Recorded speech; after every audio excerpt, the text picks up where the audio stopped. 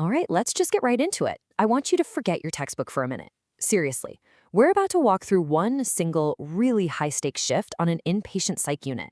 Think of this less like a lecture and more like a movie, a cinematic journey, really, designed to make these critical nursing concepts actually stick with you.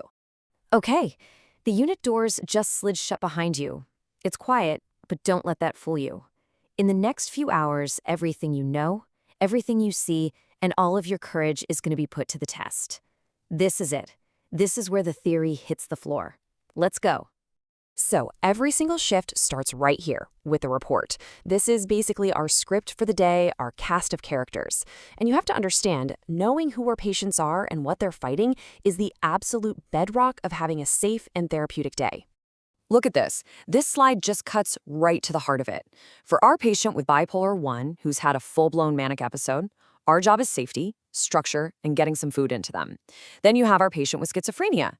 They're experiencing psychosis, so we have to prioritize reality testing. And with borderline personality disorder, that intense fear of abandonment means our first thought always is assessing for self-harm. 3 totally different worlds, 3 totally different top priorities to start our shift. Okay, let's zoom in on our patient with bipolar I mania. How do you spot it? Easy. Just remember the word manic. M is for more energy and these huge mood swings. A is for agitation. N is for nonstop talking, what we call flight of ideas. I is for insomnia. I mean, these patients might not sleep for days. And C is for colorful, sometimes really bizarre clothing choices. This isn't just some list, you know? It's a picture you'll learn to see from clear across the unit. So, with all that chaotic energy bouncing off the walls, what's our single most powerful tool? Here's a hint. It's not a medication. It's the environment itself. A structured, predictable space with super clear, firm, and consistent limits. That right there is the therapeutic bedrock for managing acute mania. It's how we keep everyone safe. And just like that, report's over, we're hitting the floor. And this is where the script basically goes out the window. Now it's all about real-time interventions. We're moving from knowing what to do to actually knowing how to do it. So you walk up to your patient with schizophrenia just to check in, and this is what you hear. It's jarring, right? The words are all real words, but the connection between them, it's just gone. And listen, this isn't just random nonsense. It's a really powerful symptom of a profound thought disorder. What you just heard is a textbook example of word salad. It's just a jumble of words with no logical thread holding them together. We call it a positive symptom, which sounds weird, I know. It's not positive as in good.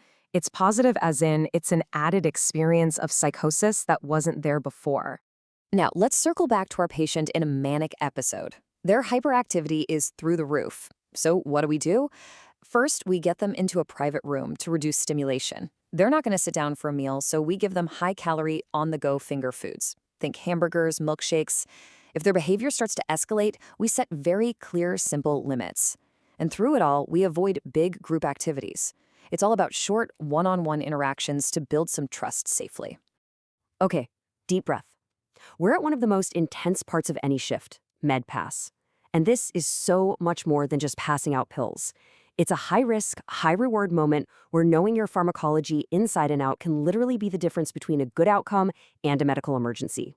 Antidepressants. They're obviously cornerstones of treatment, but, and this is a big but, they are absolutely not interchangeable. Every class has its own weird quirks, its own set of risks, and its own critical teaching points that we just have to know cold. Let's just compare two. On one hand, you have amitriptyline, a TCA. My little trick? Remember, Amy trips on things. That points you straight to its main side effect, orthostatic hypotension. So we teach patients to change positions slowly. Now contrast that with fluoxetine, an SRI. Its key feature is a really long half-life. And this is critical. It needs a 5-week washout period before starting an MAOI, not the usual 2.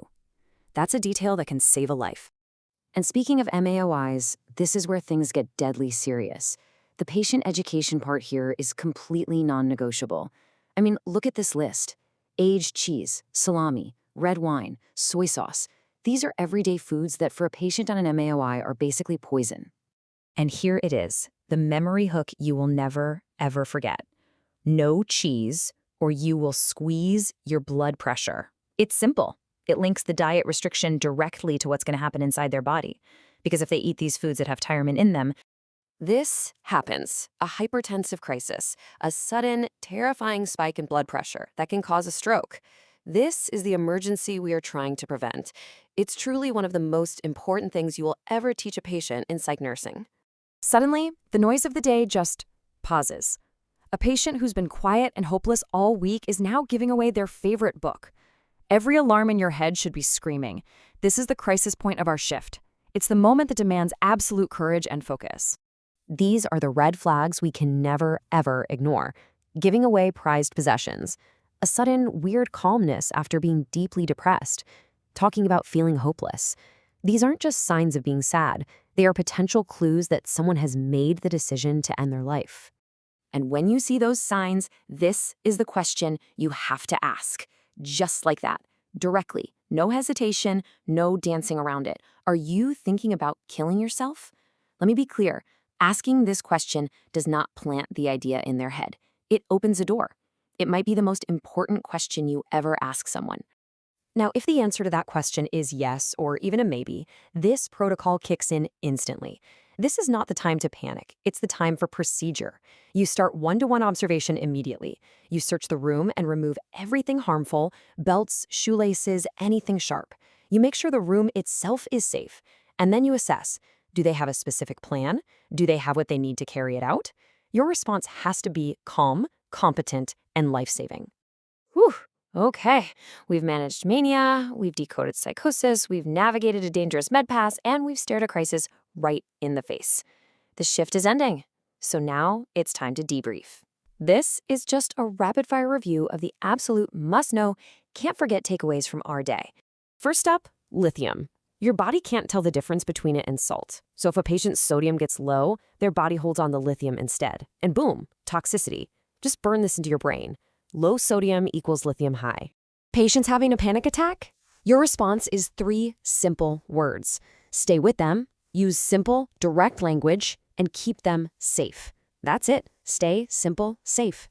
And here's a quick, clean way to tell them apart. Bipolar I has bull mania. Bipolar II has the less intense hypomania, plus a major depressive episode. That's the core difference you gotta know. So, you made it. We survived the shift. And I think we've seen that the most powerful tool we have in psychiatric nursing, well, it isn't in the med cart and it's not in a protocol binder. It's your constant compassionate vigilance. It's that ability to see the little things, to ask the really hard questions, and to act with confidence. So as you think back on this shift, ask yourself, what's the one thing you learned today that you're never, ever going to forget?